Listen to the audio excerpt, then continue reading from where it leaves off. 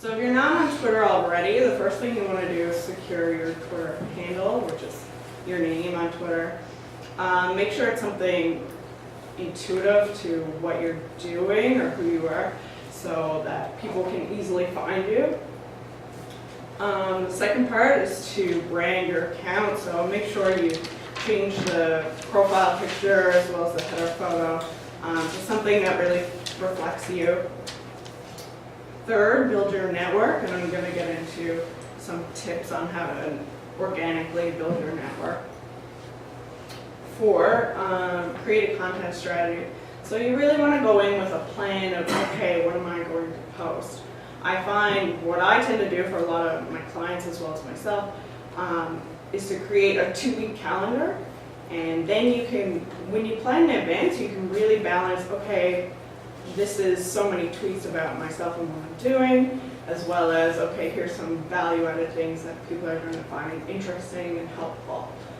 That being said, you're going to tweet on the fly if you're doing something or whatever, and that's totally fine, but I think having a plan about who you are, what message you want to get across to your audience, that's really key. And if you can create that strategy in advance and sort of put more planning into what you're going to tweet, as well as what you're putting on Facebook and whatever other networks you use, that's only more beneficial for you.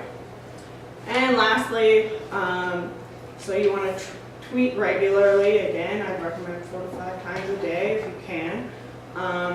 Monitor what's going on. Make sure you're interacting with people that are reaching out directly to you.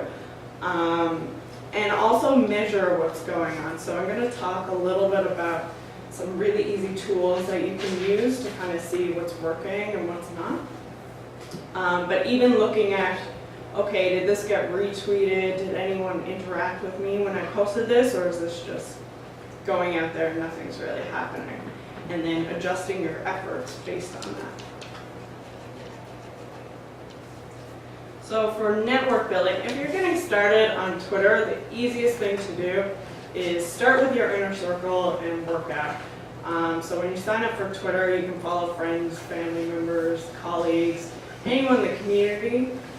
Then from there, Twitter is more of an interest-based platform than Facebook. Facebook, you add your friends and your family, and that's kind of it. But with Twitter, you look more so, who are people similar to me, who have the same interests as I do, and then follow those people. So as I talked about before, Twitter lists are really helpful.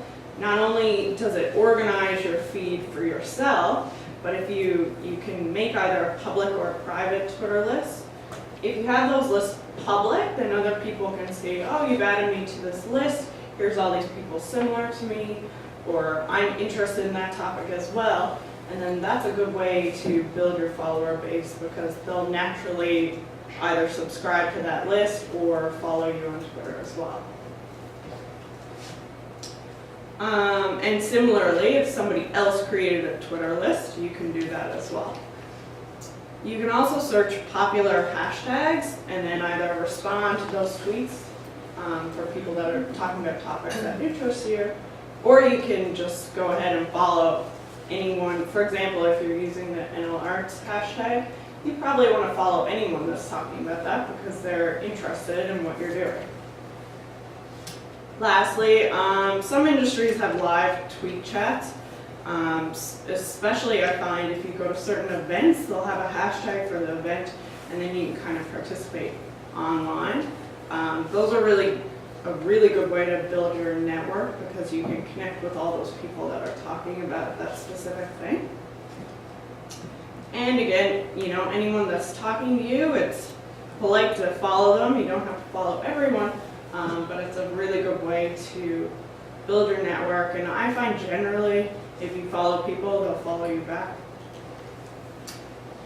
If you're in more of a competitive line of work, you can also look at your competitors' Twitter accounts and see who's following them. If they're following someone similar to you, then they're probably interested in you as well. So you can go ahead and follow all those people as well. That being said, when you start following people, don't do it all at once because they might look at your profile and see, oh, this person's following 2,000 people, but they only have like 5 followers, and that just looks bad. And you can also use other social networks to cross-promote. So if you already signed up on Facebook and you're using that pretty regularly, you can post on Facebook and say, oh, I just got my Twitter account. If you're on Twitter, go ahead and follow me. Again, just getting the message out there that you're on Twitter. If you have a website, add your either the Twitter icon there or even a simple link, similar for your email signature. And if you have some sort of physical location, like if you're a venue, it's good to have a sign there that says, oh, hey, I'm on Twitter if you are.